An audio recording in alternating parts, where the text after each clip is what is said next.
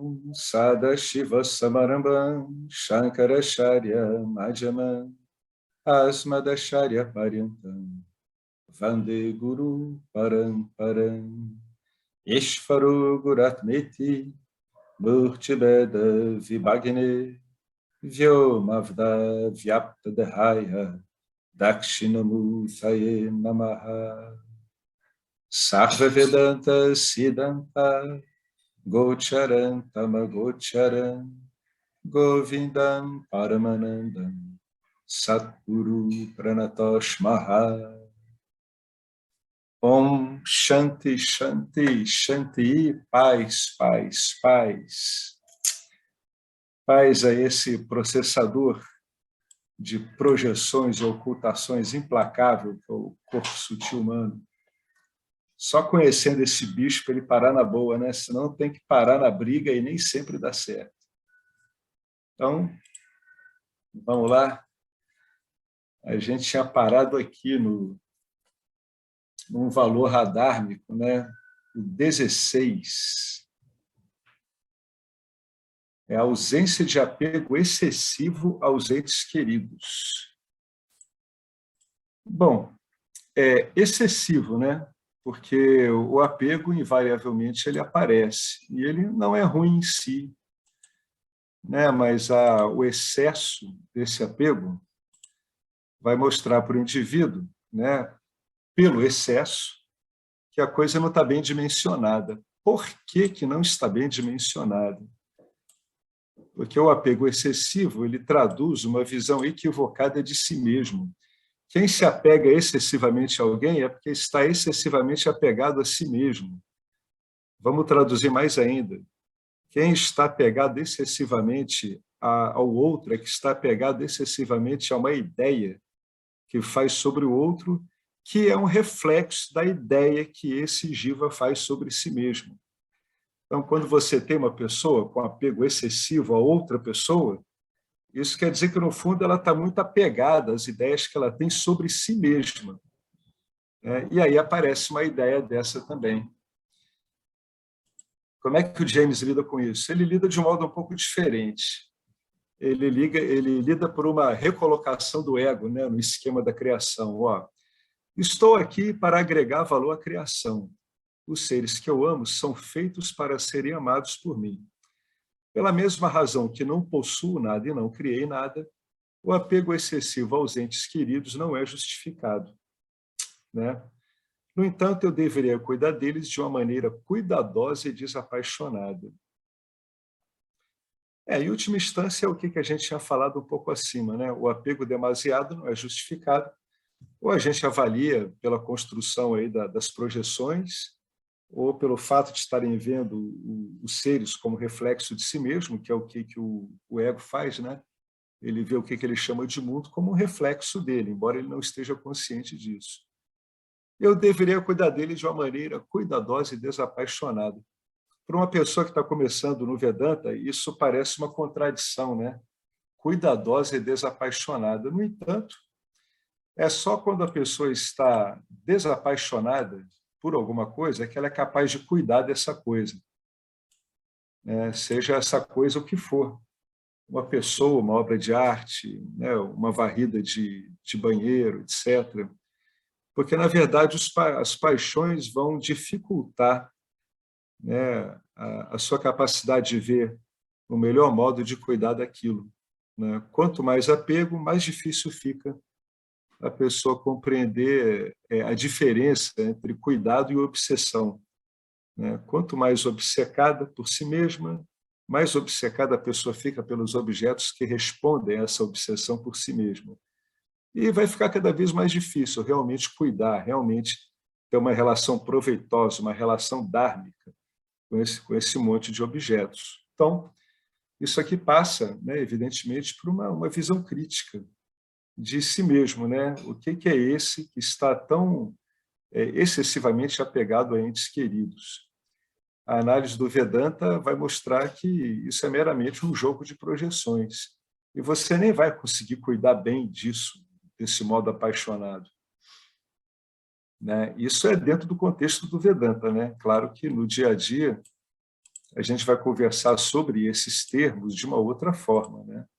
Para não dar uma confusão aí de semânticas, digamos assim, né?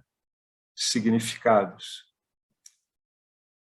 Bom, aí vem um outro aqui que aparece no Bhagavad Gita, né? Que é a uniformidade da mente em todas as circunstâncias.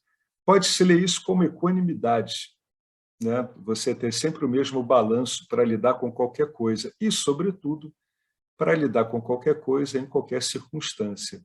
Se a gente esmiuçar um pouco aqui, o problema são as circunstâncias desfavoráveis. Esse que é sempre o problema do Jiva, já que ele é sujeito a desfavorabilidades mesmo. Quem está entrando no Vedanta tem que entender isso como um fato da vida, o fato de que as circunstâncias favoráveis e desfavoráveis se alternam, né? Muitas vezes sem relação com o estado mental do indivíduo, já que podem ser dívidas kármicas, né, que estão sendo despejadas naquele momento. Então, como é que lida com isso, né? Compreendendo Ishvara, compreendendo o campo dármico. Baseado no entendimento de Ishvara, esse valor é uma variante do desapego, né? Então, a gente pode ler que a equanimidade decorre do desapego. Se você, sobretudo, já está bem desapegado, né, das imagens que construiu sobre você mesmo, você ter uma equanimidade mental vai ficar muito mais fácil, né? É quando a pessoa se afasta daquele clima de torcer, né, de torcer por time de futebol, né? Se é meu amigo, se é minha casa, se é isso meu isso, meu aquilo, então vou torcer que nem por um time de futebol. Não é bem assim, né? Não tem como ser assim.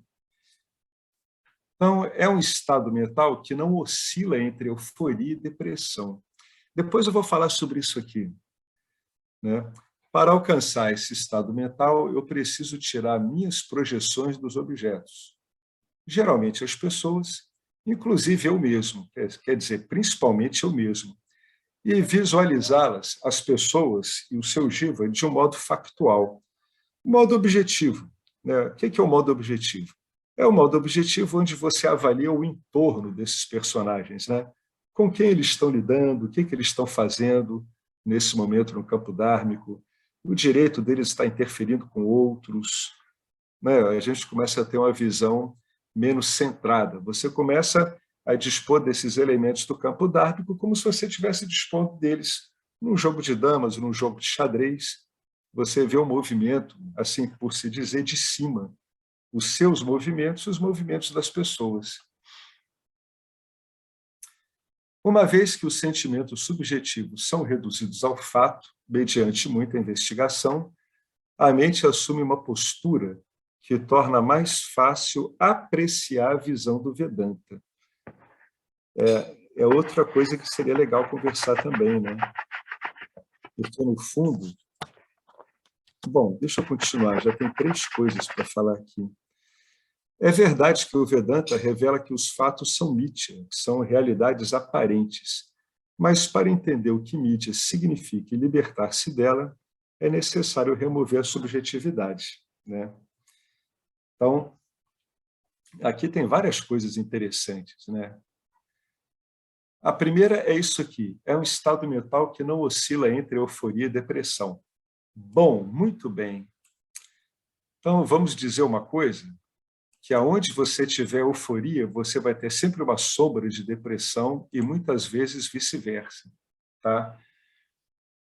Eu tive euforia alternada com depressão por décadas na minha vida, até que ocorreu uma investigação há 10 anos atrás, ainda não apontar direto, e eu estava eufórico, né? Então, essa euforia ela foi objetivada, e depois que ela foi embora, do jeito que chega, parece que está desgrudando alguma coisa. Engraçado que era um estado benéfico, né? Mas vale a pena investigar, porque a euforia é um estado benéfico muito, muito delusório, né? Ele engana demais. Depois dessa investigação, eu não tive mais depressão também. Então, isso é uma boa dica, né? Quem tem picos de euforia provavelmente vai ter alguns momentos de depressão e vice-versa. São as compensações entre os 2 gunas, né?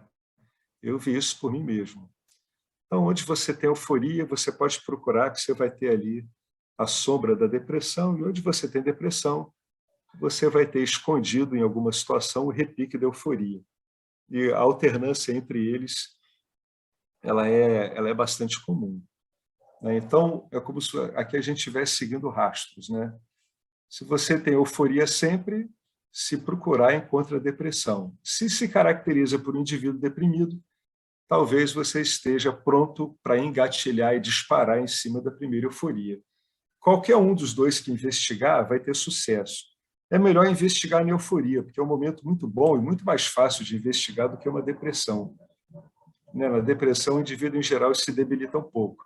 Na euforia, ele tem um excesso de rajas que realmente não vai servir para nada, a não ser investigar bem. Aproveita esse rajas para investigar bem, né? Aqui tem uma outra coisa que é super importante. Umas duas frases além de onde estávamos, né? Uma vez que os sentimentos subjetivos são reduzidos ao fato, ou seja, são contextualizados no campo dármico, a mente assume uma postura que torna mais fácil apreciar a visão do Vedanta. Apreciar a visão do Vedanta é um sintoma muito bom para quem está investigando, né? Além da visão do Vedanta ser útil para você investigar, mesmo quando você não aprecia muito bem esse arcabouço que o Vedanta fornece para a gente, essas ferramentas, quando você começa a apreciar a visão do Vedanta, você começa a ficar um investigador muito hábil, né? Porque você começa a usar bem os recursos.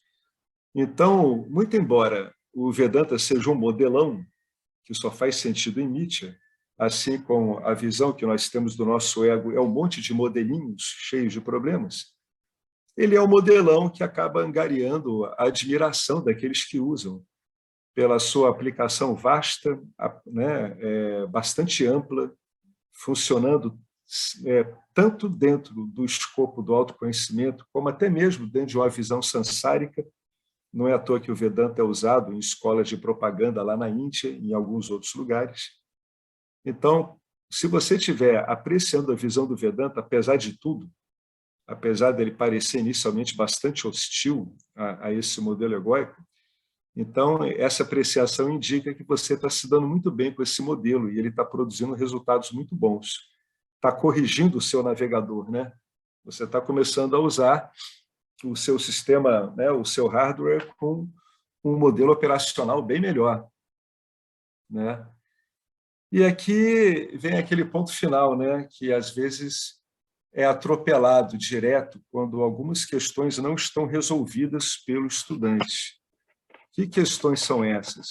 As principais que eu vejo são as questões ligadas ao conhecimento de Ishvara e ao conhecimento de Nietzsche, né? Então, veja bem, muito embora o Vedanta revela que os fatos são Nietzsche, as pessoas às vezes argumentam que isso é uma realidade aparente e que não se devia preocupar com isso. Bem, muito bem. Acontece que aonde a consciência associada a esse aparato refletor se complica é justamente em Nietzsche, né? Então, o que você é? Não tem enganos para você. É impossível haver engano para você. Você é autorrevelado para você mesmo o tempo todo. Você é autoluminoso. O que isso tudo quer dizer? Que você é uma evidência escancarada para você mesmo. Basta fazer o quê? Olhar de um modo adequado o que é uma realidade aparente. E por quê? Justamente por ser uma realidade aparente, você é capaz de cometer esse engano aparente e se tornar por uma entidade de um ambiente aparente, né? Então, como é que a gente lida com isso? Estudando Ishvara e Mithya, o ambiente das realidades aparentes. É nisso aqui que vai ser aplicada a investigação, né? E quando a gente aplica a investigação com sucesso, a gente está removendo a subjetividade. O que é subjetividade? O que é subjetividade? Explique em termos de gunas como é que aparece a subjetividade. Bolem aqui um esqueminha de navegação instantânea. Como é que eu vou aplicar as gunas para ver se eu estou trabalhando subjetivamente ou não? qual a relação entre a subjetividade e as gunas?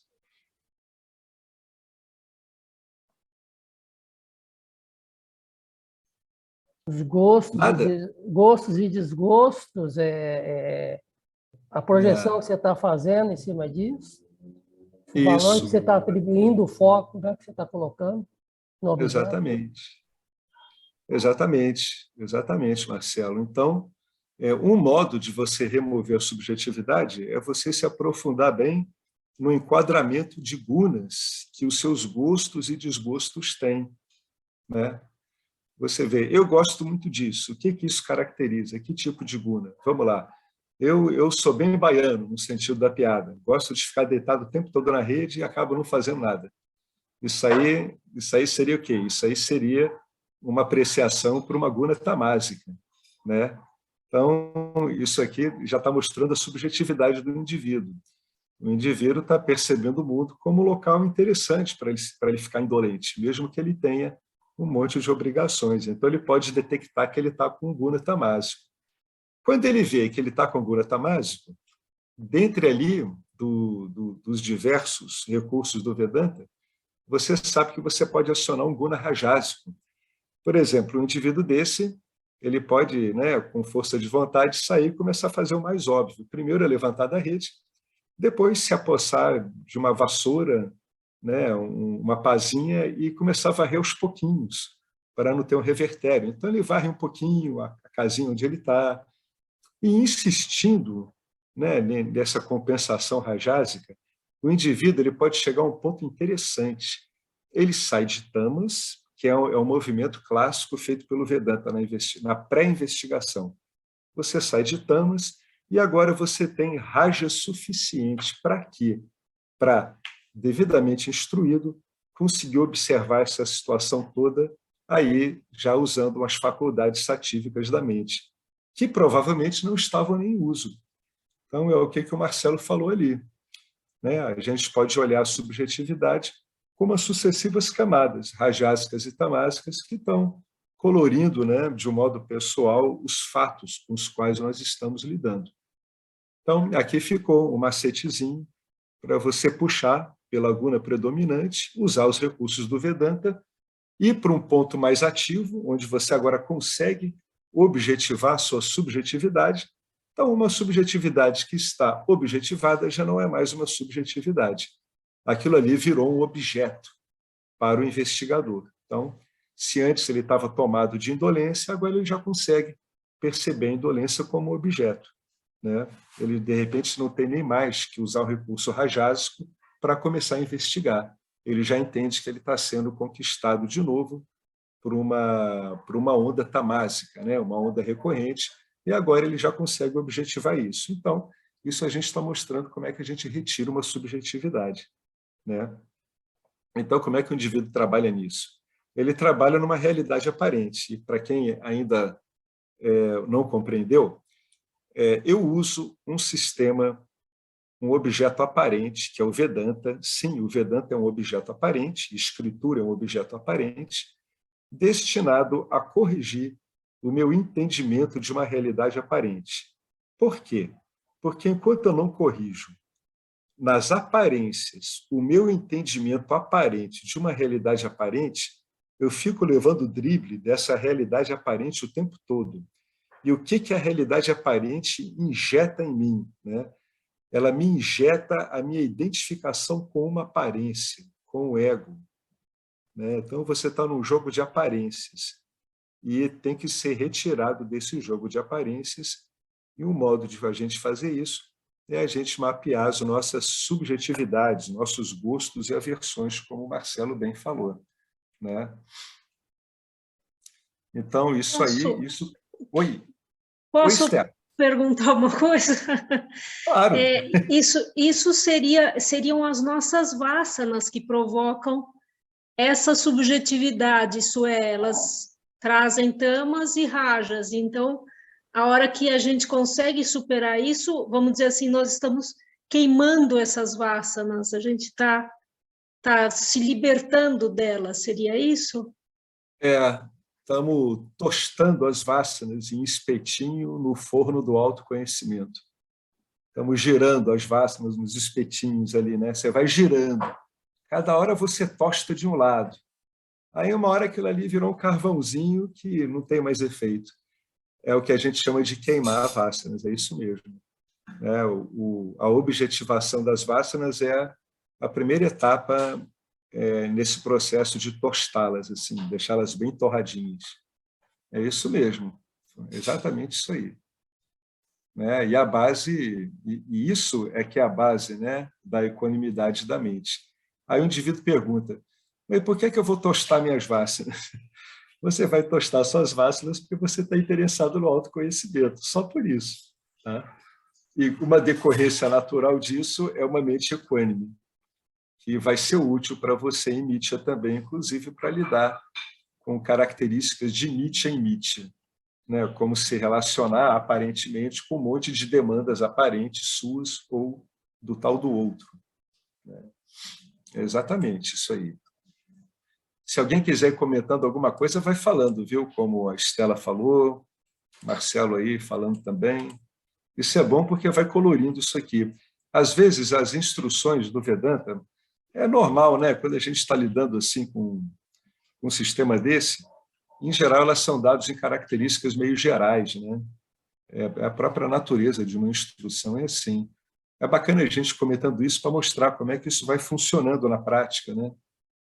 Como é que isso funciona na prática? Então, isso que é queimar a vássana queimar a vássana, ela pode ter duas consequências. Ou a vássana desaparece, ou ela fica vinculativa, ela fica não vinculativa, né? Fica só preferencial. Né? Pode ter esses dois efeitos. Algumas vássanas somem mesmo. Elas são eliminadas. Outras, né, que são, em geral, são vássanas mais ligadas a inputs sensoriais, assim, como olfatos, né, gostos, paladares, elas acabam ficando não vinculativas, né, ficam apenas preferências. Mas, de qualquer modo, nesse caso, elas já não estão mais definindo o personagem, né? Repara que o personagem vai perdendo o significado dele quando ele vai perdendo os adjuntos. Né? A gente só consegue entender o personagem por causa dos adjuntos. Como o personagem ele é uma leitura, ele é um entendimento do reflexo original, né? É uma leitura que o corpo sutil, dados os condicionamentos, faz daquele reflexo original, o melhor modo de lidar com isso realmente é em cima dos adjuntos. É por isso que se diz que combater o ego é uma inutilidade. É mesmo. O ego é uma interpretação. É mais interessante a gente lidar com ele através dos adjuntos que ele constrói ao redor dele. Porque ele em si, sem os adjuntos, ele é meramente uma abstração de referência. Vocês reparam nisso? Que o ego sem adjuntos ele é meramente uma abstração? As pessoas ficam assim, eu sou egoísta. Né? Eu estou centrado no que o meu ego está desejando, né? Ou uma pessoa muito identificada, estou centrada no que eu estou desejando. Mas se eu não tiver os adjuntos, se ela não explicar o que é o gosto e a aversão dela, essa é a entidade que ela está tentando delimitar, vai ficar muito vaga. Né? Então a gente não consegue pensar em termos práticos o ego sem os seus adjuntos. É por isso que o Vedanta habilmente vai nos adjuntos. Né? Inclusive em adjuntos sensoriais. O Vedanta te mostra que mesmo o tato é meramente uma impressão dada pela qualidade daquele objeto, do elemento naquele objeto, não do objeto em si. Todo esse discurso do Vedanta ele tá impulsionado para isso, para desautorizar os adjuntos, sejam eles sensoriais, sejam mentais, né, de todo tipo possível, memória, juízo, etc. Ele trabalha sempre nos adjuntos. Senão seria uma luta muito inglória, né? A pessoa tentaria eliminar uma leitura que o sistema de condicionamento dela está fazendo de um fato que é real, que é o fato dela ser realmente consciência. Né? Então, seria uma coisa muito ingrata. Então, a gente vai sempre pelos adjuntos. Aí você remove a subjetividade. Agora, aqui vem o 18º. Inabalável devoção não dual a Deus. Aí vem aquela pergunta, né? Pois é, nunca fui um devoto. Como é que eu vou ter uma inabalável devoção não dual a Deus se eu nunca fui devoto e confesso que eu nunca tive interesse em ser devoto de Deus. Como é que você faz isso? Você começa de algum canto, de algum modo, né? Por isso que no Ocidente a gente faz tudo isso ao mesmo tempo. Olha, nós nos referimos à consciência como Ishvara, Deus, não a consciência pura, na discussão dos valores. Entendeu? Então, quando a gente estiver falando de Deus em relação a valores, a gente está falando de Ishvara. Estamos falando no, vamos chamar assim, no Deus manifesto, entre aspas, né? Porque os valores são apenas um problema para quem não sabe quem é. Pronto, é exatamente o que a gente estava falando. Os valores são apenas um problema para quem não sabe quem é, por isso que tem que cultivar esses valores, para se livrar de vássanas vinculativas. A gente está tentando eliminar as vássanas vinculativas de vários ângulos. Um deles é pelos valores. Você vai cultivar valores satívicos. O que se dispõe esses valores satívicos? Serem contrapostos a inércias tamásicas ou atividades excessivas de origem rajásica, né? Então, essa devoção mencionada aqui não se trata de um autoconhecimento firme sempre presente. Então, é interessante ele ter botado não dual aqui, né? O interessante seria uma inabalável devoção a Deus. É um entendimento que um jiva em busca de libertação faria bem em assumir, já que produz a firmeza da mente mencionada no último valor, que é a equanimidade. Isso, em última instância, a gente desenvolve pelo Karma Yoga, que é uma atitude de grata aceitação, né, das coisas agradáveis e desagradáveis, causada pela visão de Ishvara, pela compreensão, né, de Ishvara, como aquilo que doa os resultados das ações. Tal como a investigação, isso liberta a mente das projeções, alinhando-a com a realidade objetiva, tornando possível a assimilação dos ensinamentos. Por que o Karma Yoga ele liberta a mente das projeções tamásicas e rajásicas? Por que ele faz isso? Para responder essa pergunta, a gente deve olhar qual é a base da projeção tamásica e rajásica. Qual é a base da projeção tamásica e rajásica em termos funcionais? Sou eu, jiva, agindo, né, usando rajas, para que eu possa gozar dos resultados das minhas ações, né? Quando eu pego esse modelo de navegação, né, do pequeno jiva e comparo com esse modelo maior, onde a gente tem essa seção aí do Karma Yoga, a gente tem que refazer esse modelo. A gente compreende que esperar gozar dos resultados das nossas ações não é razoável, porque isso não é dado por nós, isso é dado pelo sistema. E a gente percebe isso no dia a dia da vida, isso fica claro para a gente. Algumas vezes a gente usufrui, outras vezes não, mas a gente sempre usa para usufruir de alguma coisa, né? E o que acontece? Quando eu estou projetando, eu estou procurando criar um caminho de adjuntos que justifique eu agir em troca de um benefício. No fundo, todas as minhas projeções elas estão envolvidas nisso, em eu agir ou não para conseguir um benefício. O benefício pode ser gozar dos frutos ou pode ser me esquivar de algo que eu não queira, né? O movimento prático do Jiva sempre é esse. Toda a projeção dele, vinculativa, ela está enredada com esse tipo de compreensão. Ela está agarrada, conscientemente ou não, com esse tipo de compreensão. O que acontece? Quando eu pratico Karma Yoga, eu pego um dos tripés dessa relação e eu corto. Não, eu já sei que não tem jeito, né? Quem vai conferir o resultado das minhas ações não sou eu, é Ishvara. Então, o meu gozo em cima do resultado das minhas ações é incerto. Então, eu já corto esse pedaço. Quando eu corto esse pedaço, eu atrapalho seriamente as minhas projeções. Principalmente, as piores projeções que tem são as expectativas. né? Porque tudo que a gente faz com esse jogo de projeções é criar expectativas em cima de um provável usufruto de alguma coisa. É por isso que juntamente com a investigação, isso liberta a mente de projeções, né? A libertação, a investigação, ela libera a mente das projeções quando ela começa a objetivar tudo o que o Jiva está fazendo através do corpo sutil dele. Então, a investigação ela acaba objetivando o próprio Jiva na autoinvestigação.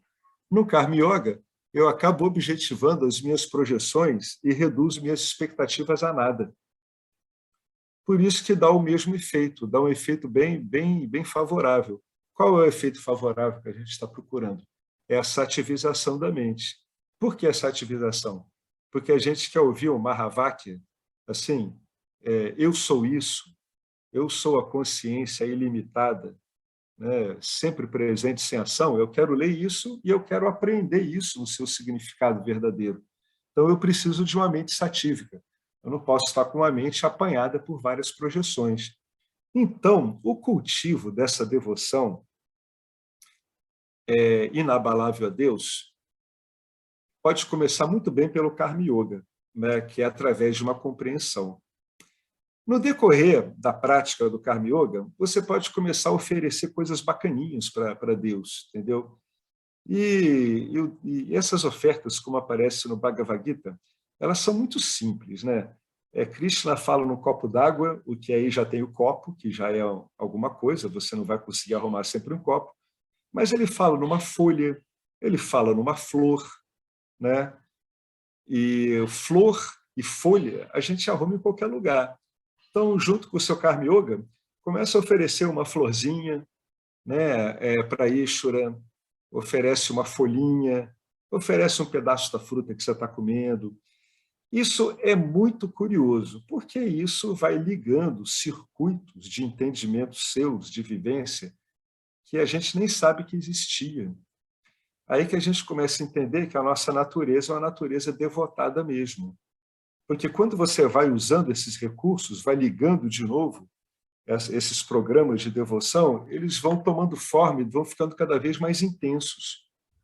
Então, é uma boa iniciativa.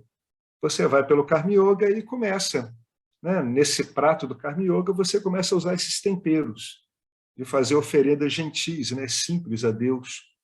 Você oferece e faz uma pequenina oração, né? Ou Namah Shivaya, ou então dedico a voz, né? essa flor, ou então faz uma oração silenciosa mesmo, né? No final das contas, tudo acaba ficando muito silencioso, uma coisa mais gestual. Eu ouvi uma coisa daquele monge que eu ouço muito lá da Missão Ramakrishna de Nova York. Ele diz que o Vedanta vai reduzindo tudo. Ele diz que são vários modos de falar. Quando a pessoa ela ainda está com muitas vássanas, etc., que se reflete numa atividade verbal mais alta, né, interna, assim, aí ela lê as escrituras todas, né? Pá, pá.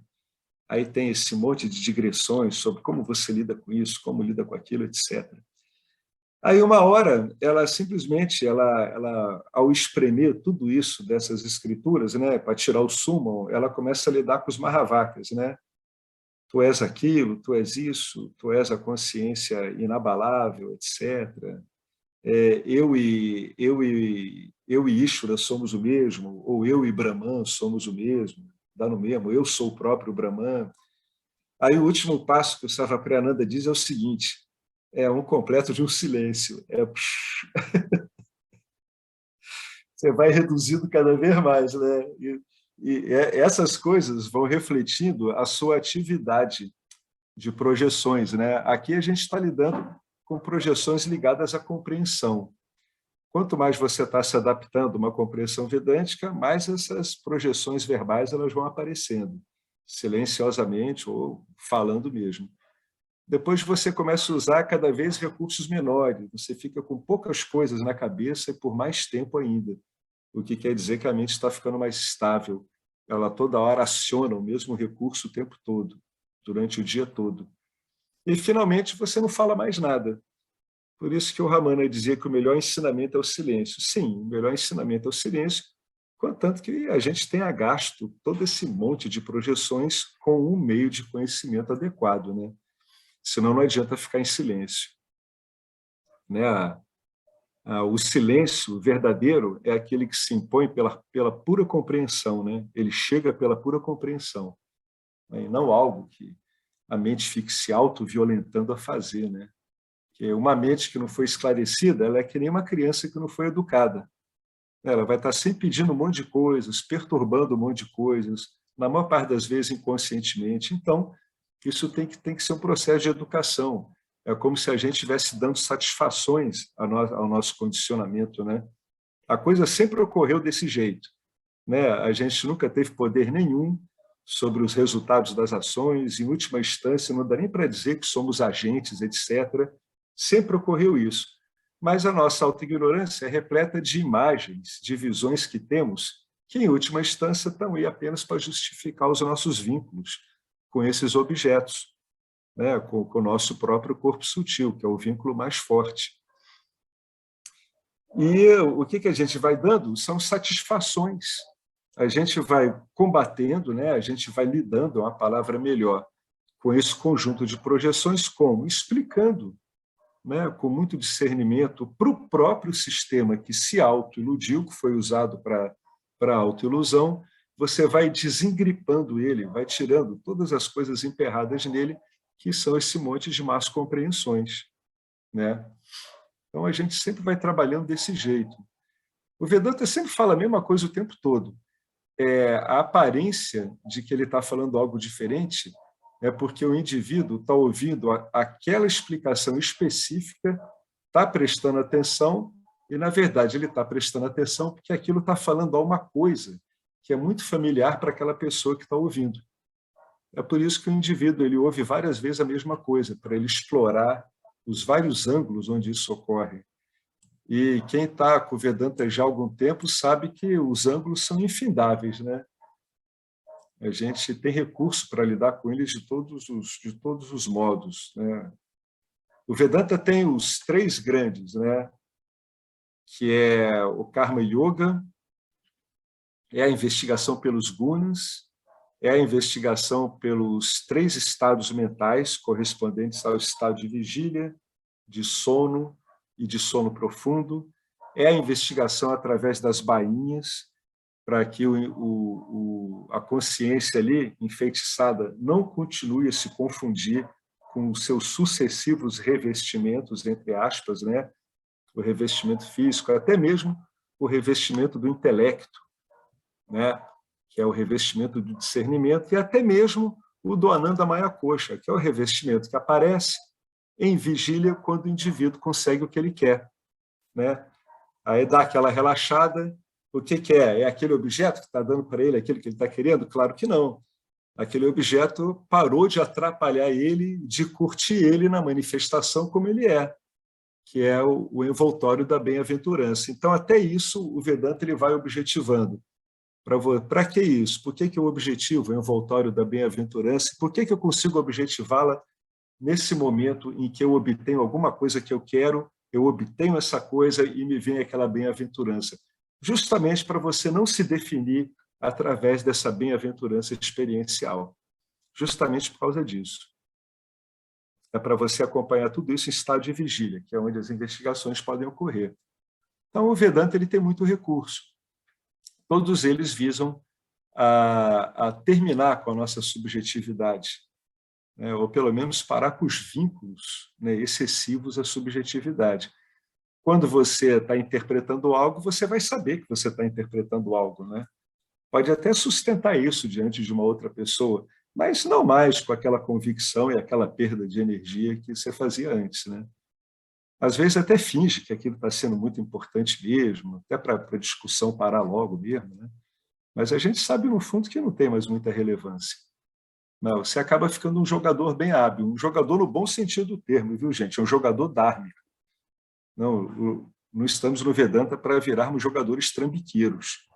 Embora você possa usar o Vedanta e usar isso de uma forma completamente adármica. O apelo aqui é que usemos para a prática do Dharma. né? Até porque vai deixar nossa mente satívica, que é o que nós queremos. Além de ser muito mais agradável, tem a ver mais com a nossa natureza, agir dharmicamente do que adharmicamente. Ishvara implantou um monte de sistemas éticos e morais no desenho do ser humano, porque Ishvara não é bobo, né? Então ele botou essa salvaguarda logo no projeto mesmo, para causar a famosa dor na consciência. É uma salvaguarda do desenho.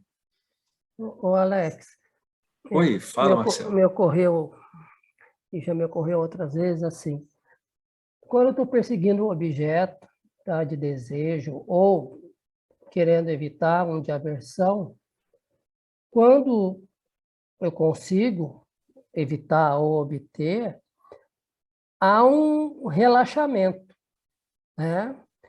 É o E ufa. ufa, ou escapei ou consegui. Depois que a gente sobrepõe, foi o objeto, mas há esse relaxamento momentâneo. E nesse relaxamento momentâneo, o que eu entendo? É o momento que brilha a minha ilimitação, entendeu? Que eu sou o Purna, né? E aí, é isso, a satisfação está aí.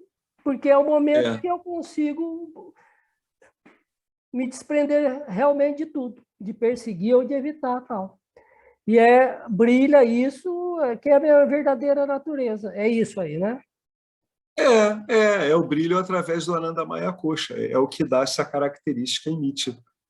É ele que dá esse tempero, né, de bem-aventurança, né, de limitação. Por isso que o pessoal em Nitya se acostuma a chamar de Ananda, né, que é um bem-estar, né, é uma bem-aventurança. Mas a gente sabe que a palavra original, para que a gente se refere a Satya, é Ananta, com T de tatu, que é a ilimitação da qual você falou. Essa característica ilimitada, ela aparece em Nietzsche como uma bem-aventurança, né? Como uma falta de senso de você estar preso a qualquer coisa, aparece como um senso de liberdade. É a mesma coisa, só que aí eu estou usando o quinto invólucro, né? O Anandamaya Kosha, para explicar que experiencialmente é ele que aparece, né? Beleza? Né? E quando você... É porque o Anandamaya Kosha, ele passa isso, né? Quando ele está desimpedido dos desejos e tudo, o indivíduo fica reduzido a ele, né? A um bebê é Anandamaya Kosha pura, né? Um bebezinho, ele está o tempo todo naquilo. Ele mama, mama, fica super satisfeito, tá, e dorme na ilimitação que ele é, né? Então, é a expressão mais próxima que a gente tem da nossa ilimitação é o Anandamaya Kosha. É o que aparece experiencialmente. Isso é muito legal, porque quando a gente está experimentando os objetos, a gente consegue ver que todas as vezes que a gente experimenta o objeto, isso é muito engraçado, é muito desconcertante. A sensação de felicitação é a mesma, né? E quando a gente vai prestando muita atenção nisso, a gente nota que a sensação de felicitação é a mesma, independentemente do tipo de órgão sensorial que você está usando, né? Então, em última instância, a sua satisfação com o gosto, com o cheiro, ela acaba te jogando na mesma impressão. Você vai, sente aquele sabor todo, ele é agradável, mas aquele gosto, né? aquela alegria, né? Aquele desejo esvaziado que agora aparece em você como uma bem-aventurança por ter comido um delicioso doce, ele vai aparecer na mesma categoria do que quando você está lendo um livro que você gosta muito, né? É uma grande categoria mental que você está usando ali. É engraçado, essas satisfações assim, elas realmente não estão vinculadas ao objeto. Claro que você vai sentir o gosto, tudo, mas a satisfação em decorrência disso, você consegue reduzir tudo na investigação, quando você olha com cuidado. Isso dá uma impressão estranha, é como se você sentisse que o corpo quer continuar a beber e a comer, mas não é isso não. É porque ele está se situando através daquela satisfação, conscientemente, ele fica cada vez mais em Anandamaya Kosha, ele vai ficando. né, sativicamente aí o tempo todo, né? E a pessoa continua confundindo isso com a ingestão de alguma coisa, ou como se ela tivesse que ver alguma coisa, ou como se ela tivesse que cultivar uma história da qual ela gosta, ou um assunto. Imagina um objeto mental que cause bastante satisfação a você, entendeu? Mas se você vai tirando tudo isso, você nota que a satisfação dada ela é muito parecida.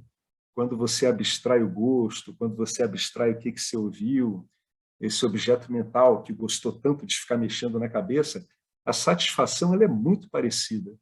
Por isso que eles falam que é uma bem-aventurança, em termos de experiência. Né?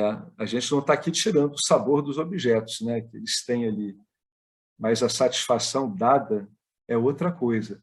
Seria a mesma coisa que você confundir prazer com alegria. Ou, né, é a mesma coisa.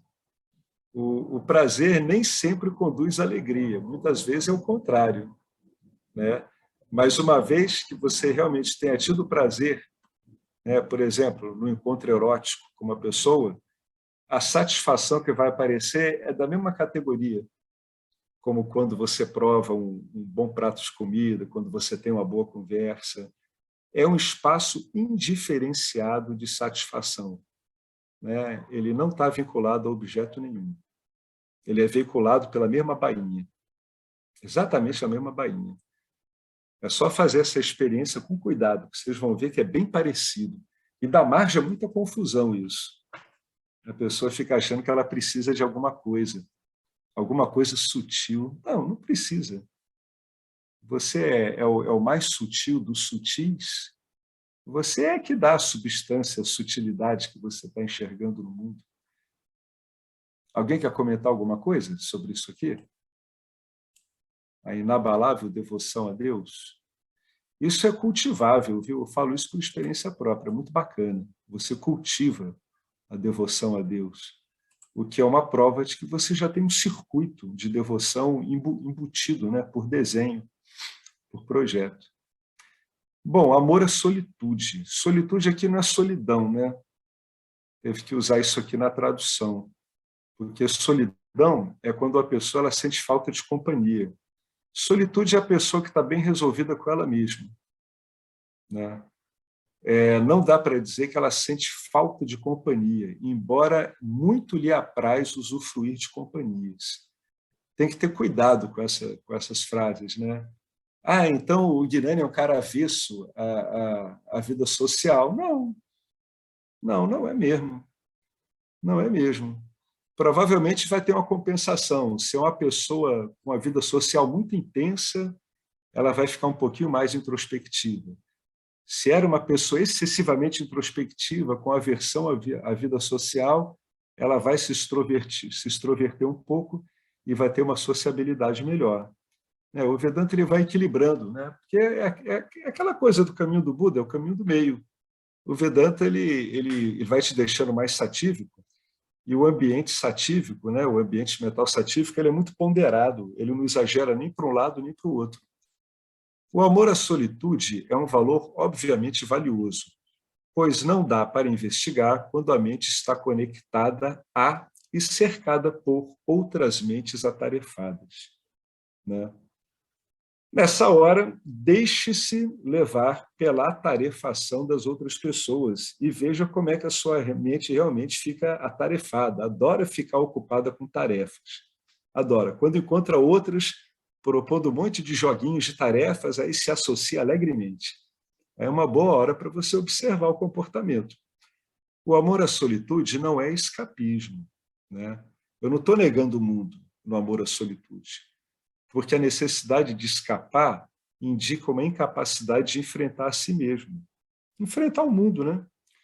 Uma atividade que deixa você se sentindo incompleto, quando você não consegue executá-la, torna-se uma fuga. O amor à solitude é uma mente que gosta de estar consigo mesma e é o ambiente perfeito para a autoinvestigação. O amor à solitude ele vai ficando cada vez mais fácil quando as suas vássanas vão sendo objetivadas, ou quando ficam vinculativas, ou quando ficam não vinculativas, ou quando algumas são literalmente apagadas mesmo. Né? Então, esse ambiente de uma pessoa bem resolvida consigo mesma é ideal para a autoinvestigação. Por quê? Porque é uma mente pacífica, né? Ela não está sujeita a rajas e tamas. E tentar investigar com rajas e tamas, embora seja possível, é muito mais difícil, muito mais complicado.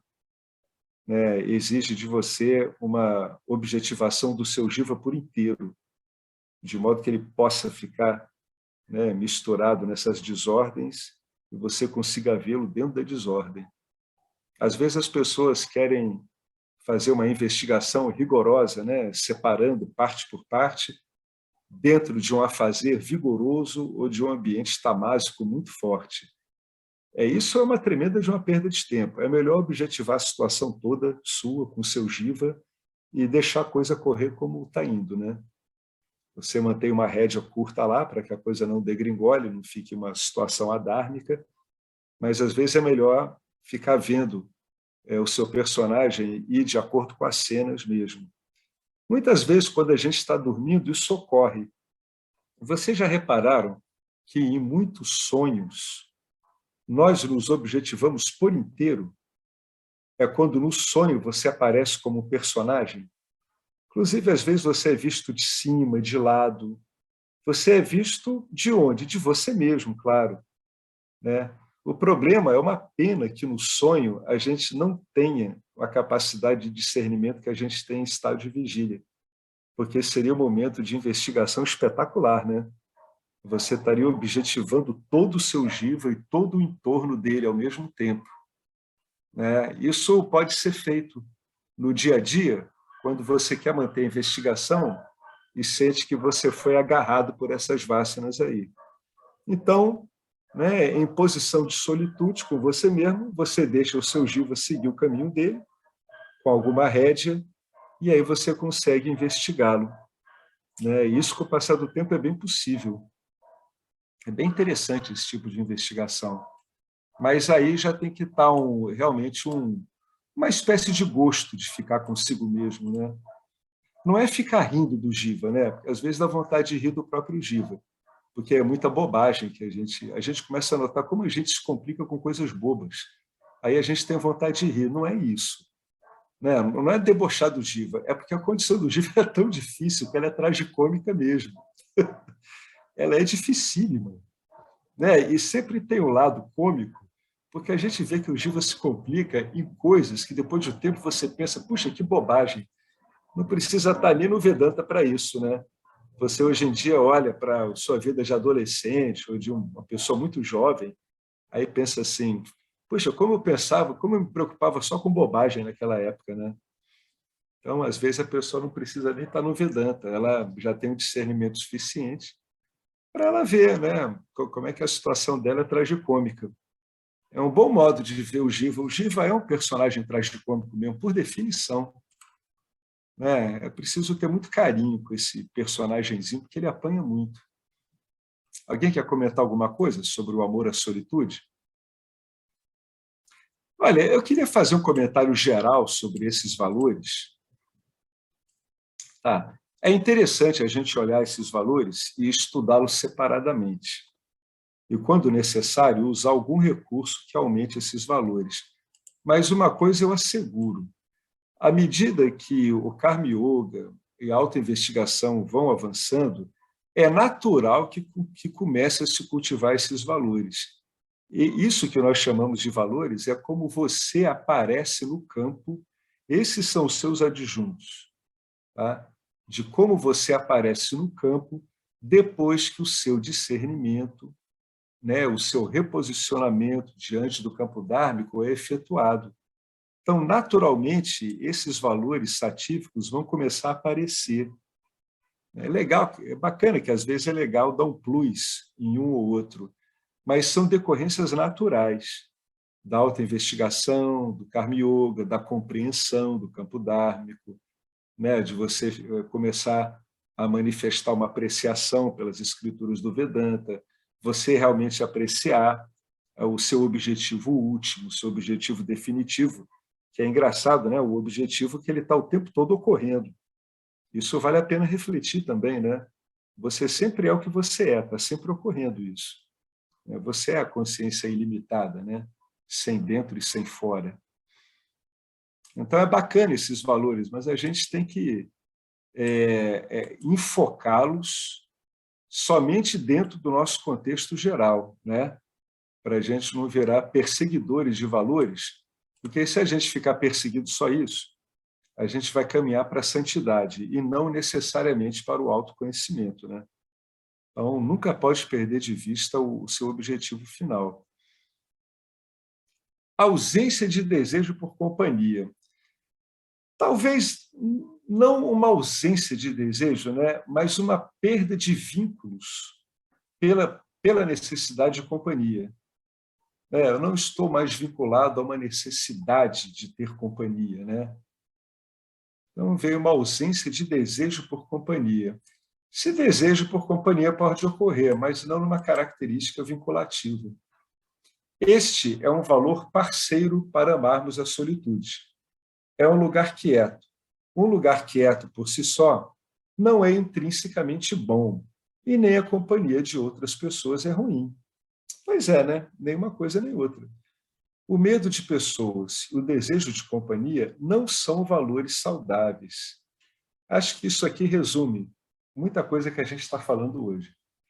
O medo de pessoas e o desejo por companhia não são valores saudáveis.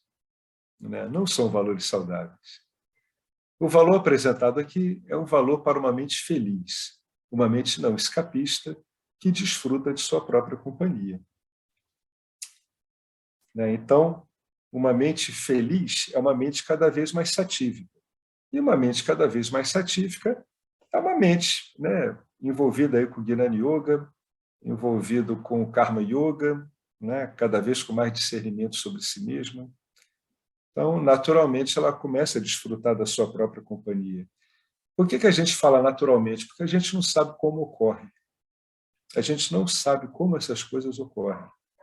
Quando você vê, você pega de novo uma lista dessa e tem um monte desses valores que fazem parte do seu dia a dia hoje em dia com muito mais veemência do que antes. Como ocorreu? Não sei. A gente não sabe. A gente pode mexer na mente daquele modo que as escrituras mostram, através da investigação, através do Karma Yoga. Agora, especificamente com relação a essas coisas, esses valores aqui, muitas vezes a gente não sabe como é que eles vão tomando conta. E muitas vezes valores que você sequer dava importância, hoje em dia, quando você dá uma olhada cuidadosa, você vê que eles estão ali no seu inventário de valores. Sem nem você saber, eles apareceram. Né? O grosso do trabalho ele é feito pelas forças atuantes em Nitya, né? Tracionadas aí pela consciência original, como se fosse um raio trator, fazendo com que tudo isso fosse trabalhando progressivamente naquele jiva para ele ir apresentando essas características. É por isso que tem uns diagramazinhos que mostram, né, que o valor, quer dizer, a prática que o indivíduo faz, né, para favorecer o autoconhecimento é uma pontinha. Aí, o que Deus faz? É um iceberg gigantesco que toca as profundezas aí dos oceanos abissais, né? E a gente é uma ilhazinha do tamanho de uma mesa. Então, muitas dessas coisas vão ocorrendo pela própria dinâmica do campo. No 21, ele fala prática constante do autoconhecimento. Ele deve estar falando de Nididhyasana, né, que é quando a gente vai fazendo discernimento em Nitya entre o que eu sou e o que está aparecendo para mim, inclusive o jiva, né? Esse é o valor indicado aqui, a cada momento do estado de vigília. É isso mesmo.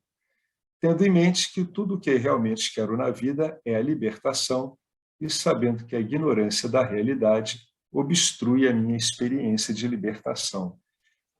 Minha experiência de libertação.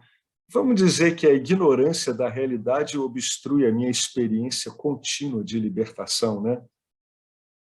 Além disso, esse valor inclui saber, sem qualquer dúvida, essa frase é importante, que o autoconhecimento, que é o conhecimento de mim mesmo como consciência, como Brahman, é a única solução. Essa convicção deve ser tão firme ao ponto de as metas sansáricas, segurança, prazer e virtude, como discutido no capítulo 1, não conseguirem me distrair, né? Então, o que acontece? Essas metas sansáricas, você fica decodificando elas como se fosse um rádio, né? Onde vai passando o dial e essas coisas aparecem. Mas acontece que o seu dial não se fixa nisso. Para que eu falo isso? Para a pessoa não ficar se preocupando em tentar impedir que determinadas coisas cheguem à mente dela. Ela não tem como fazer isso, né? O que ela tem como fazer é não dar seguimento, em termos práticos.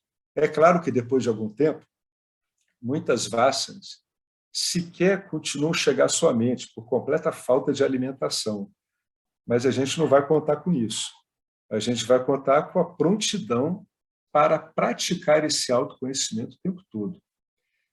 Se eu ficar obcecado com algo que está chegando na minha mente naquele momento, eu não vou conseguir discernir. Eu vou imediatamente começar a estudar aquela nova coisa que chegou na minha mente, né? E muitas vezes, infelizmente, eu me envolvo com isso.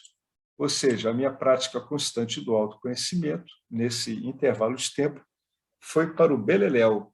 E eu vou ter que me lembrar de novo de mim, não obstante isso que acabou de chegar e que acabou de se hospedar na minha mente, eu vou ter que me lembrar disso de novo.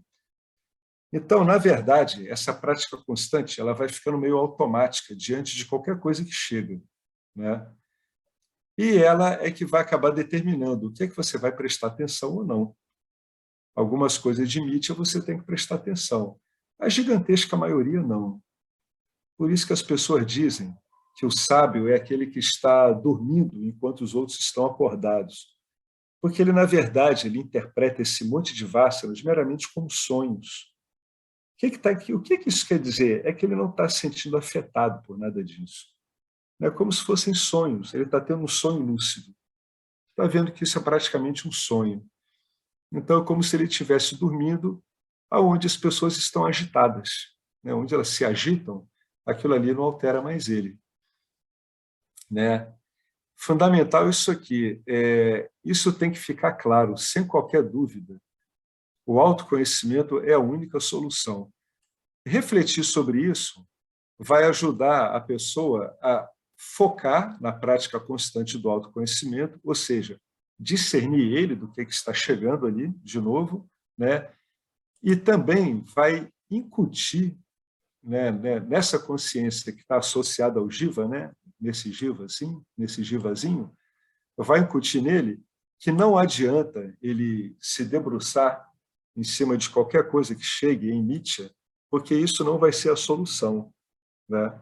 Não quer dizer que ele não se debruce sobre isso, né? Não quer dizer que ele não converse sobre essas coisas, que ele haja de acordo com isso, mas ele sabe, de princípio, que aquilo não é a solução que ele está querendo, né?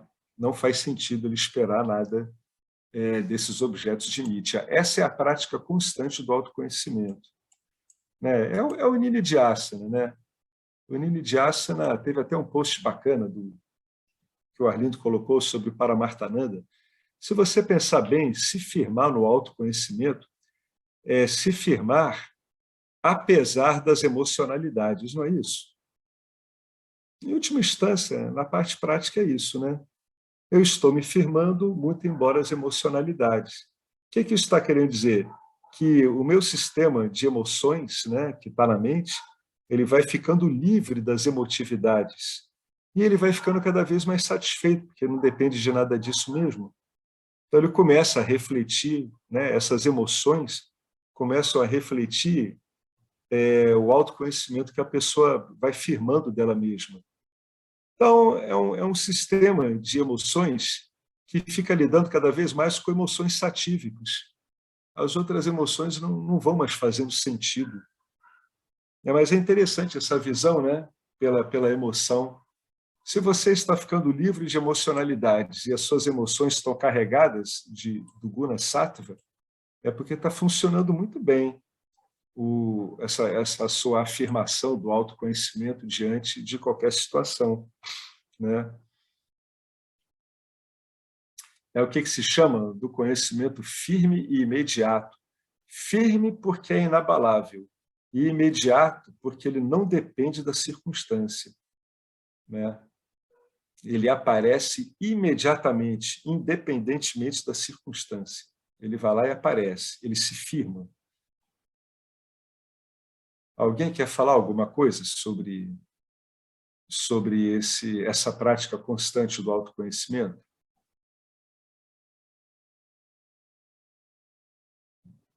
Bom, vou então continuar, tá? Aqui é uma série de valores, né? Características satíficas, né? Bem importantes de uma mente. Na verdade, às vezes as pessoas dizem que resolução é uma característica rajásica. Pode ser, mas ela fica muito mais bem situada quando ela está imbuída, quando ela está subordinada a uma compreensão, né, dada pelo Guna de Sattva. Então, uma mente resolvida, né, uma mente com capacidade de terminar as tarefas que ela inicia, né, uma mente determinada. O excesso de rajas é a ruína da vida espiritual. Enquanto indivíduos com mentes tamásicas acham difícil iniciar projetos, indivíduos com mentes predominantemente dispersas, as rajásicas, acham difícil não iniciar projetos. E também acham difícil, aliás, muito difícil, finalizar todos esses projetos que elas começaram. A menos que você siga uma resolução, a menos que você siga uma determinação, sua mente se tornará cada vez mais perturbada, à medida que as vasanas não cumpridas se acumulam. É que nem trabalho, né? O cara está trabalhando, né, para o patrão e nota que cada vez o trabalho acumulou mais. É igualzinho, a mesma coisa. Isso vai dando uma perturbação para a mente, porque ela tem uma meta a cumprir, né? E ela nota que ela não está dando conta daquela meta. Por isso, é necessário ter um forte valor pela finalização das ações. Seja lá que ação você esteja fazendo, mesmo que ela pareça boboca, treine completá-la, né? Treine deixá-la completada. Depois você pode se dedicar a ações mais complexas.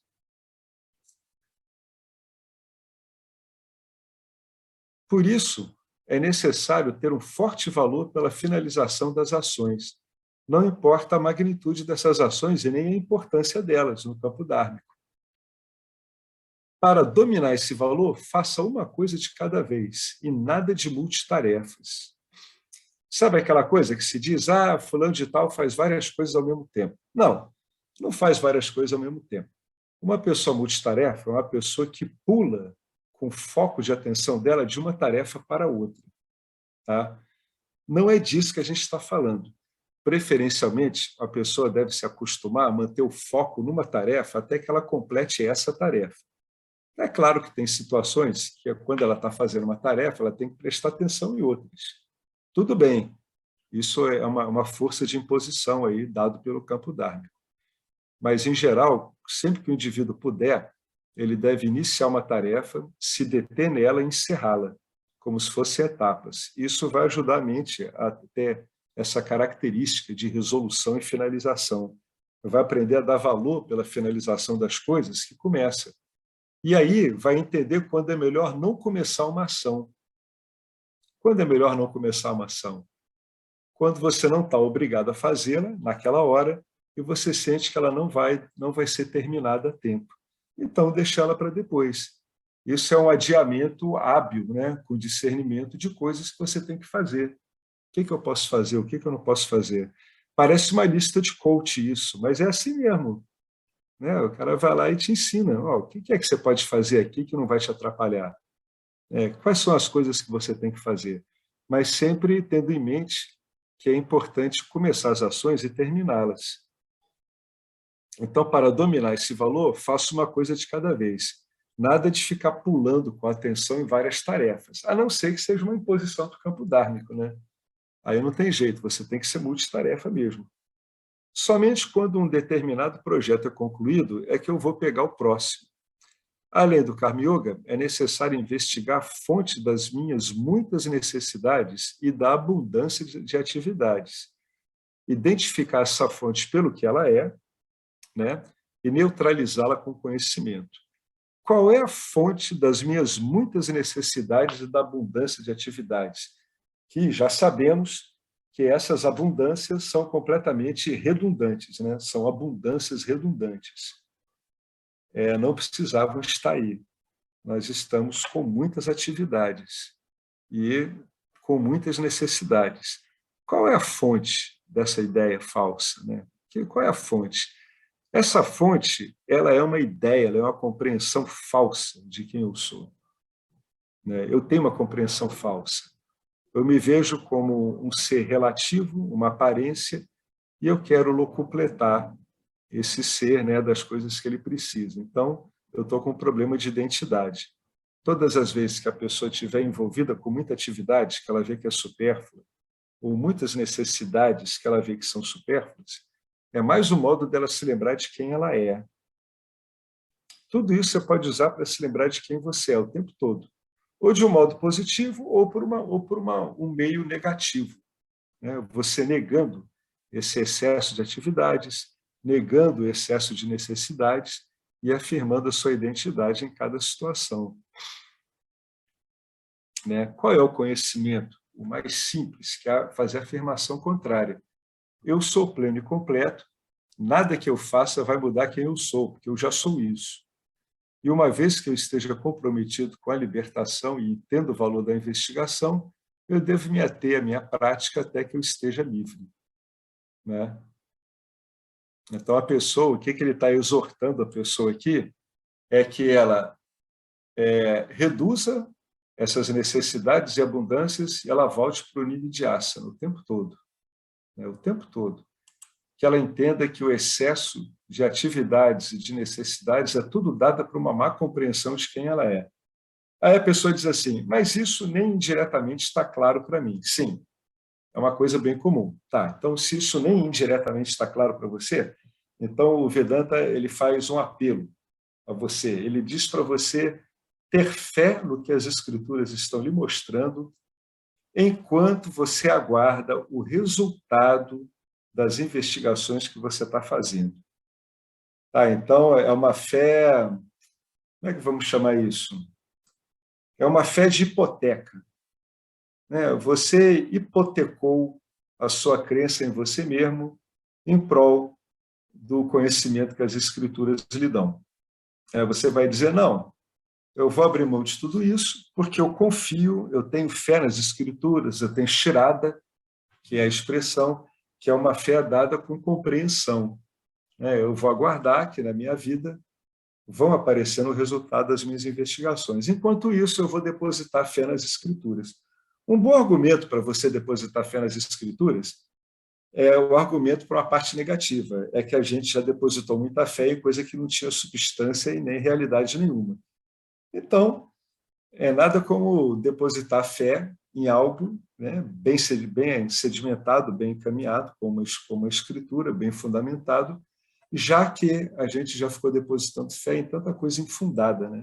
Então, quem já depositou muita fé em coisa infundada e sabe disso, pode muito bem depositar a fé dele em algo fundado, ao longo de muito tempo, de milênios. Então, isso aqui tudo a gente lida com esses recursos do Vedanta. Depois de um tempo no Vedanta, você começa a notar por que você leu aquilo ali tudo. É para você responder a todas essas perguntas que você faz para você mesmo. Quem me garante? Ninguém. É sempre assim, né? O fato de nada ser garantido para você não lhe deve tirar o ímpeto de tentar isso e de buscar as qualificações necessárias, e elas vão vir com o tempo. É sempre bom se lembrar da vida pregressa e ver o quanto a gente apostou nas relatividades.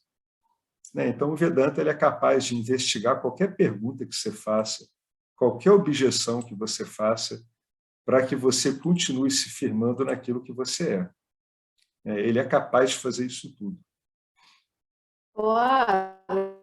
Oi. Oi, Betânia.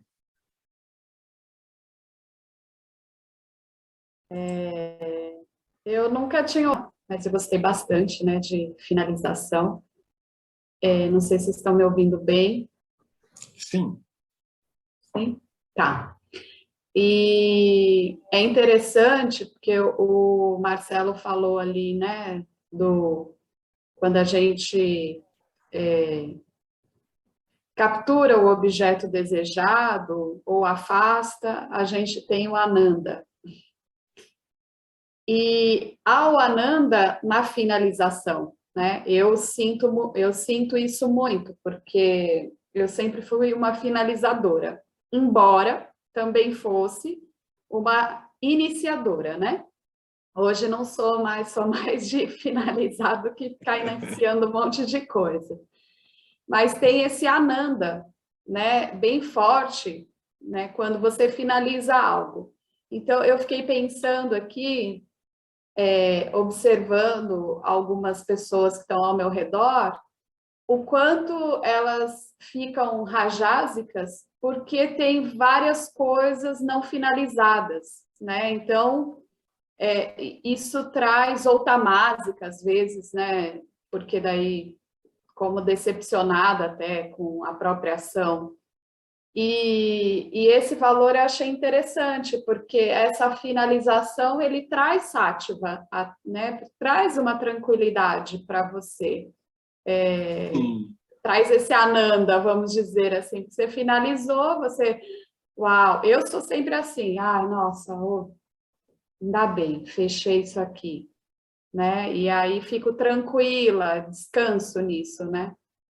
Então, acho que esse valor é um valor importante para até o controle das próprias gunas, vamos dizer assim. Eu não tinha pensado nele ainda. Ele é um valor interessante. Você quer ver quando é que ele aparece de um modo bem engraçado? É quando você está com a pia cheia de prato, tudo sujo, e depois de uns 20 minutos você deixa a pia limpa. Meu, adoro, eu não deixo nem Então, o pensamento de 20 minutos. Eu falo, eu sei que isso aqui vai me incomodar se eu ficar 5 minutos a mais com a pia assim. Então, melhor eu já arrumar, entendeu? É interessante essa. Eu ia chamar a Você atenção para. carrega, né? Igual aquela analogia do cara que fica carregando a mulher que estava no rio, sei lá, não sei direito, de 2 monges. Você vai carregando, enquanto você não resolve o negócio, você vai carregando o fardo. Igual, enquanto você não lava a louça, você vai sofrendo, sofrendo, às vezes o fim de semana inteiro. É verdade, e tem um macetezinho nessa história. A pessoa está em casa fazendo um monte de tarefa, né? Eu limpo aqui minha casa, tudo. Aí eu notei que, quando eu pulo muito rápido, né, eu termino uma pia e começo a varrer um chão, etc., eu perco uma curtição de Ananda Maya Kosha. O Guilherme deve curtir essas coisas também, porque são boas.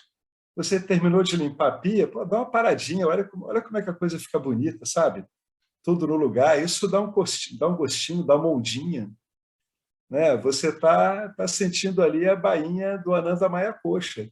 É porque a gente passa tão varado, tão chutado por tudo isso, que a gente não se dá tempo de contemplar quando uma tarefa ela terminou, né? E o que vem quando ocorre esse término. Por isso que a gente tem que ter um pouco de tirar um pouco o pé do acelerador no multitarefa, né? Porque o multitarefa ele faz uma coisa, aí já pula para outra. Então ele perde esse gostinho, né? Essa curtição. É isso que eu queria comentar. Vale a pena a pessoa dar essas paradinhas. Aí, quando dessa paradinha, aí você já pensa assim, que legal, é o Ananda Maya Kosha. É gostoso, mas eu não sou isso também. Mas enquanto está acontecendo, eu vou curtir, pô, é bacana, Ananda Maya Kosha é uma coisa legal. Né? Mas aí depois vai embora. Aí você, tá, é porque é transitório mesmo. Né? Mas aí você começa a ver que estavelmente você está vendo essas coisas irem e virem, né? Aí você começa a ter um outro tipo de impressão que não é transitória. Mas é bacana ir curtindo, descobrindo, sabe, esses resumos de experiência nesse dia a dia cotidiano. Isso vai sensibilizando a pessoa, né? No fundo, eu estou dizendo para você contemplar uma pia vazia de sujeira. né? Aí, se você começa a se habituar a contemplar outras coisas assim, você vai ficando assim bastante sensível a isso, né? E tudo isso ajuda a deixar a mente bastante satívica.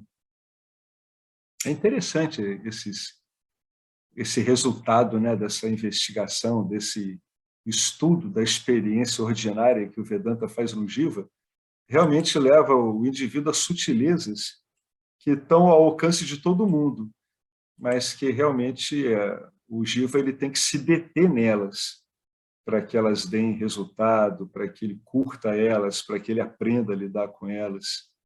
Isso tudo vai sendo decorrência de uma mente mais contemplativa mesmo, né? Uma mente contemplativa ela pode se engajar muito bem em várias ações e ter uma grande satisfação na finalização dessas ações, né? E é verdade, passa uma semana bagunçando sua casa, aí na outra você deixa ela arrumada, aí você vai ver o que vai te dar mais satisfação, né? Eu falo isso porque eu tirei tudo isso comigo mesmo. Eu bagunçava a geladeira, aí vou deixar a geladeira mais bem arrumada, aí vem uma satisfação, entende? Vou deixar minha cama desarrumada uma semana, aí na outra semana eu arrumo tudo direitinho. Dá uma diferença. Ela, a princípio, ela é sutil, mas depois de um tempo ela não é mais sutil. Ela fica uma diferença muito grande, né? Transformar esse cotidiano além de um material de estudo, numa coisa lúdica também, né? Que o cotidiano é muito lúdico, por incrível que pareça.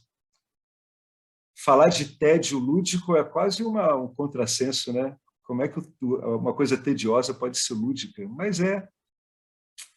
Aí ele fala aqui, ó, precaução, deliberação e contenção.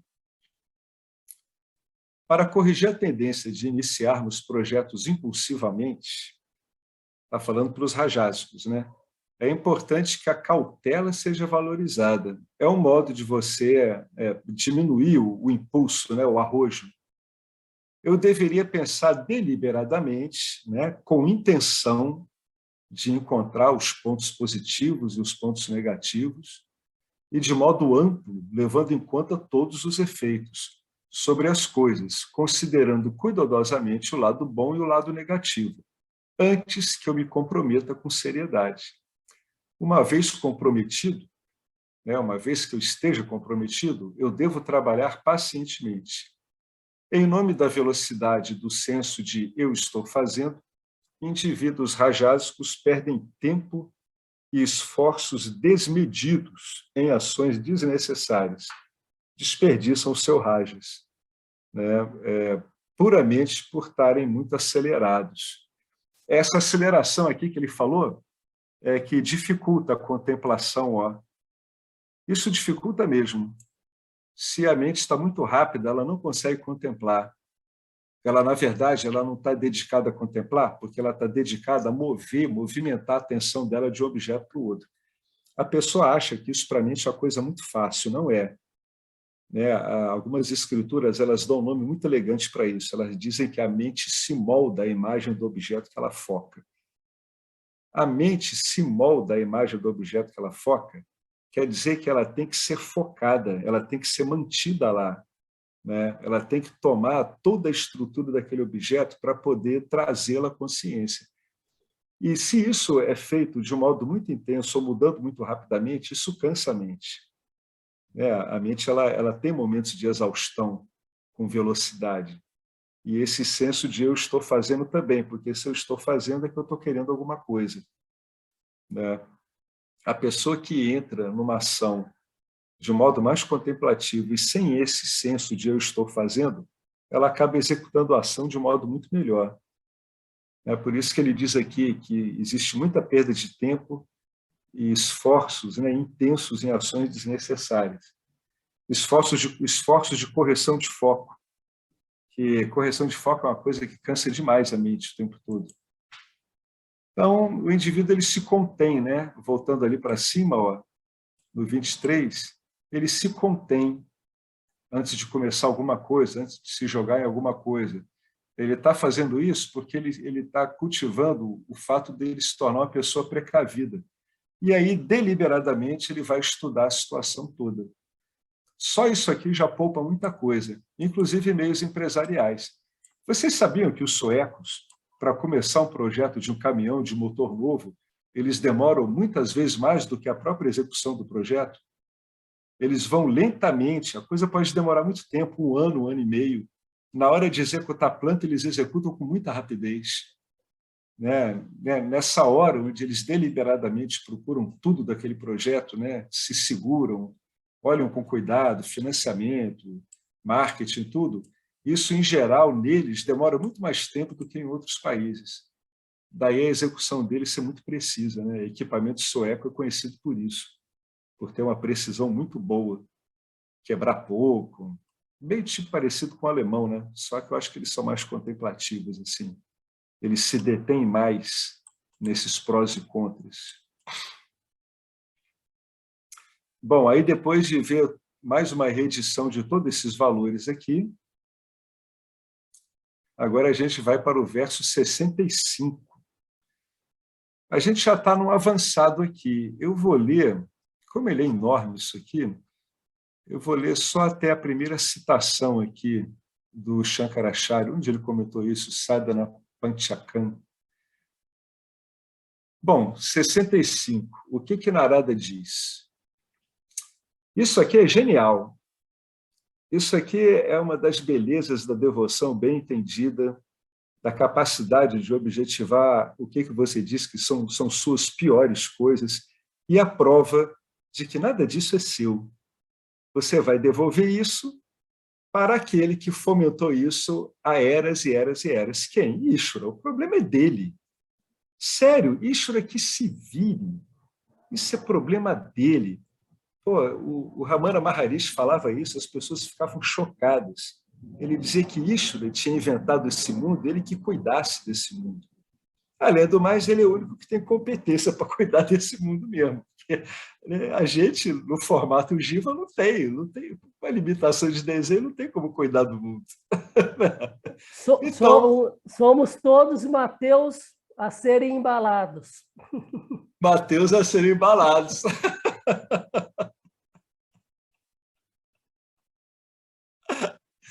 Então, aí o Narada manda essa pérola aqui.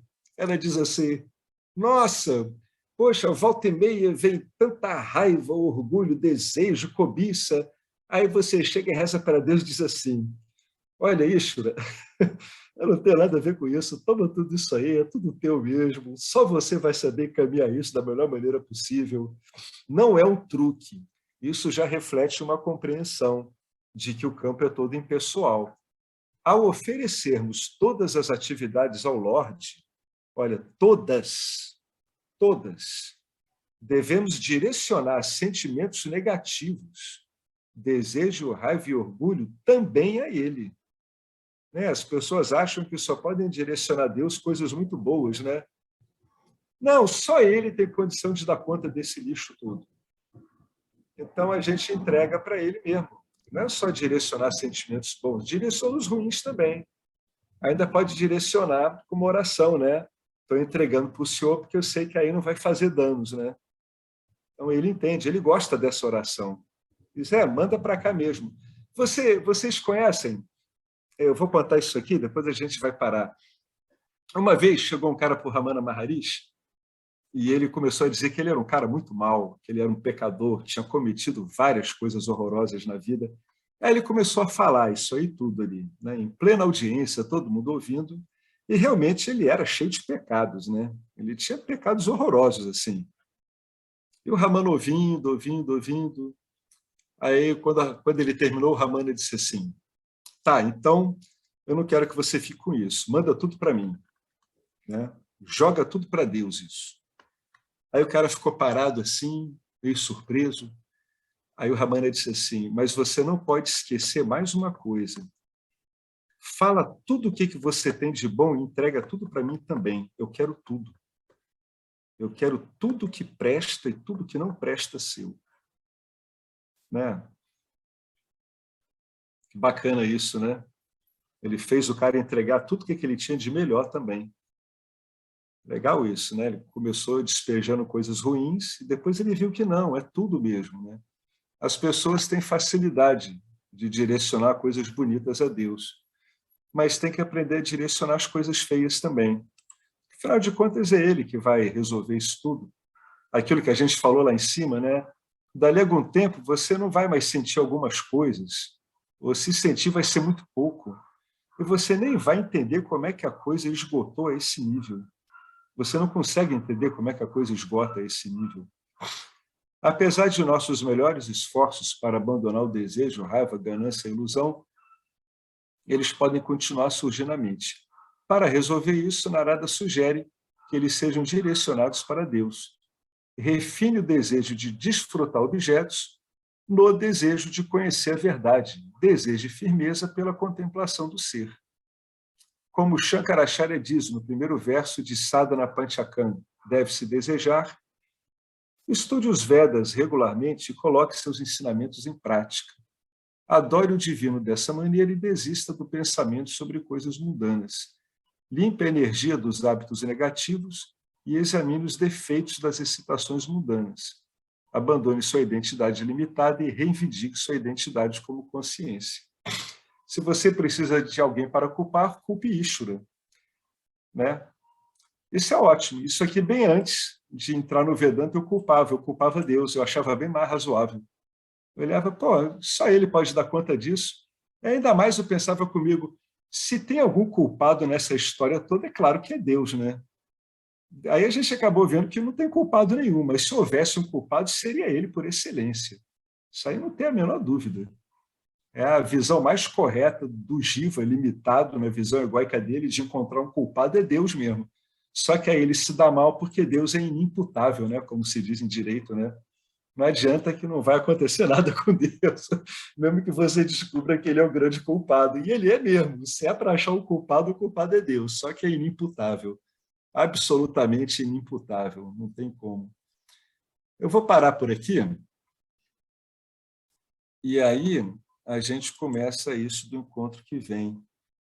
A gente já está acabando esse capítulo, mas o 5 já está traduzido já. Hoje é dia 17. É isso aí, gente. Vocês querem comentar alguma coisa sobre isso que a gente falou hoje? Inclusive, esse último verso, ele é maravilhoso. Muito bom, né? Então, se você está muito zangado, não está conseguindo investigar direito e está querendo mandar o Vedanta às favas, pô, bota a culpa em Deus, diz você é o grande culpado disso tudo, inclusive Deus não está conseguindo investigar agora. É bom dar uma descarregada, você não vai direcionar destrutivamente isso para ninguém, não vai direcionar para você, não vai direcionar para outra pessoa, né? E bota a culpa no lugar certo, enquanto a gente estiver achando que tem um lugar onde pode se botar alguma culpa, né? Querem comentar alguma coisa?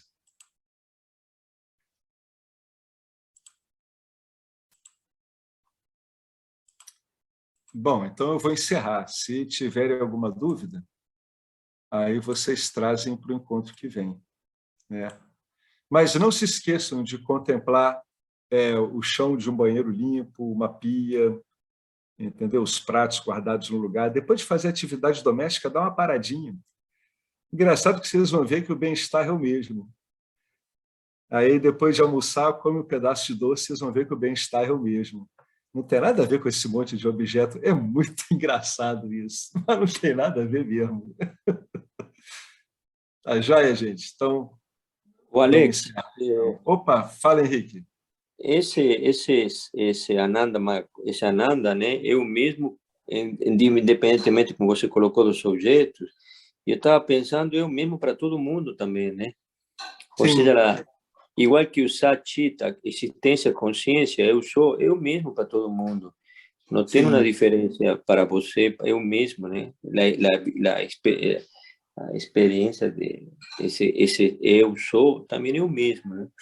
O sea, las tres cualidades, digamos así, los tres cualidades da consciência é a mesma, porque consciência é uma só, né? Então, não pode ser diferente para cada um, né? É mesmo para todo mundo, né? É uma bela colocação. É uma bela colocação. Vale a pena as pessoas refletirem. Do objeto, não tem nada a ver com o objeto, não tem nada a ver com o jiva em si, não tem nada porque é uma qualidade da consciência, como a consciência é apenas uma, então tem que ser igual. Então a felicidade, entre aspas, né, que você experiencia quando vê uma pia lavada ou limpa ou qualquer outra coisa, é a mesma que eu posso experienciar quando, sei lá, quando eu consigo alguma coisa também, é a mesma, né? Não teria diferença, né? Porque ela não é, ela realmente ela é a mesma. As nuances que a gente sabe, a acha... intensidade, não sei se a intensidade, não sei, estou querendo aqui pensar, não sei o que acha, não sei se não sei se pode ser. Não sei. Pode ser, mas a natureza dela é a mesma, né? Exato. É uma bem-aventurança. É interessante, é uma bela questão para as pessoas contemplarem. Ver que quando as pessoas estão felizes, é a mesma felicidade que ela é mesmo, e que ela experiencia, e é mesmo. É o mesmo tipo de felicidade, é a mesma coisa. Quer dizer, não é o mesmo tipo de felicidade, é a mesma felicidade. Né?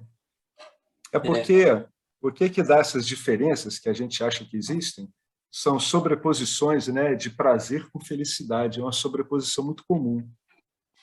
Mas isso precisa ser separado através da investigação.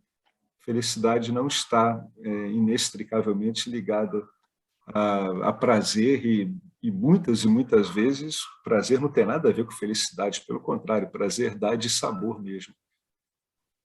Mas é legal, uma bela contemplação. Sempre que você vê uma pessoa feliz, é a felicidade que passa por aí também.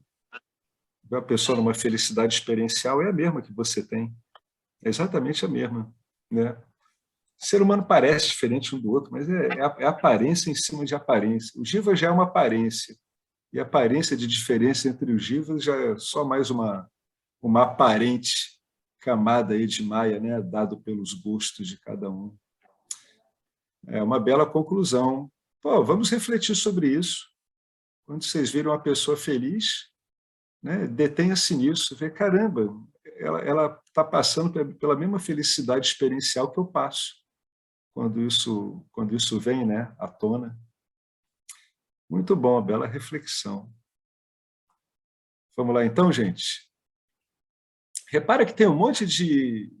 A gente transforma o cotidiano num monte de contemplações, né? É isso que é bonito. O que seria um cotidiano que é sempre a mesma coisa? Não. Ele é um cotidiano cheio de pequenas contemplações. Aí você virou um jogador verdadeiro. Você finalmente está jogando com o Maia de um modo decente, né? Não está carregado pelo jogo, jogado para cá e para lá, apanhando, né? Você está jogando mesmo. Pela primeira vez virou um jogador. O Guinani, ele é o grande experienciador de verdade mesmo, né? Ele não tem mais impedimentos para experimentar as coisas como elas são. Eu acho que também, não sei, agora veio na questão, que aí a gente também, essa colocação leva a que a gente pare de procurar grandes coisas para experienciar felicidades e comece a experienciar, digamos assim, né, com pequenas coisas, porque tudo vai dar no mesmo. Tudo essa felicidade mesmo. que eu vou conseguir, digamos assim, né, salvando, não sei, estou chutando, estou falando besteira, talvez a felicidade que eu tenho quando eu ganho na Mega Sena seja a mesma felicidade em sua essência que quando termino, como você colocou, a bala termina lavando na pia. Então você reduz tudo a para que eu vou correr atrás de grande coisa para sentir se a felicidade em sua essência vai ser a mesma? É o mesmo. É o mesmo, é o mesmo. Se a gente pudesse então, ganhar várias vezes na loto para comparar com a pia, porque a pia a gente consegue lavar todo dia. Eu acho que a gente realmente concluiria que é a mesma felicidade. É a mesma felicidade, é a mesma coisa. Então, aí começa a gente a curtir mais essas pequenos momentos, né? E eu acho que pode ser por aí também, né? Será? Pode, também.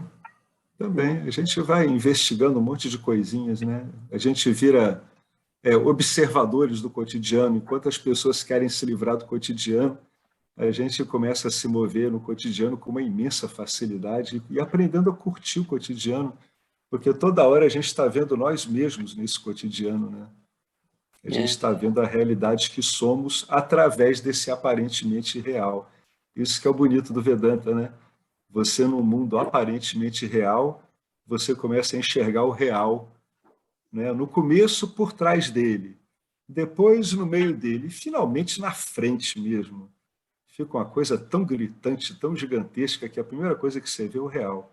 Aí depois aparece as imagenzinhas, né, na tela, aparecendo ali, os filmezinhos. E também, eu acho que também isso pode ter um reflexo na atividade da mente, né? Porque a mente se torna mais calma, mais quieta, né? Se você para de querer criar expectativa com grandes momentos de felicidade, você começa a curtir pequenos momentos, sabendo que é a mesma felicidade, que é você mesmo, e a mente para de esperar grandes coisas, né? Fogo de artifício. E a mente, ou seja, pode, não sei, tem um impacto também, eu acho, na mente, né? Que se torna mais quieta, ela vai começar a curtir mais cada momento e pronto, né? Talvez isso também pode ter um impacto nisso, né, na mente, né? Sim, sem dúvida. Eu acho que daria para medir isso até no cérebro, sabe, Henrique? A existência de neurotransmissores de outra qualidade, menos excitatórios. Com certeza, com certeza. Isso vai dando impacto no corpo todo, né? No corpo todo. É isso aí. Falando isso, eu terminei esse negócio, faço o resumo do webinário aí. Depois eu vou passar para vocês. Não, publica no grupo. Me deu satisfação, fiquei feliz. Você viu o produto da sua satisfação e não o contrário, né? Esse que é o contrário, né? Esse resumo é o produto da tua satisfação. A sua satisfação não é produto dele, é o contrário. É isso aí, depois passa para a gente aí, a gente publica, ou então vê se você publica ele direto mesmo. Vamos ver se dá para publicar, senão a gente publica. Eu passo aí para a Betânia, administradora, né? Beleza, então. Falou, pessoal. Vamos ficar, então, para a semana que vem. Tranquilo? Vão durante a semana aí observando esses detalhes, entre aspas. Detalhes é ótimo. Vai, joia? Om Purnamada Purnamidam Purnamudachyate Purnatya Purnamadaya Purnameva Vasishate Om Shanti Shanti Shanti. Gratidão a Ishvara, ao primeiro Dakshinamurti, gratidão ao Vedanta, a toda essa linhagem de professores e alunos, a todas as escrituras e a todos os nossos professores. Gratidão a nós, bons sonhos, se tiver maus sonhos está bom também, e vamos nessa. Tchau, gente, boa noite.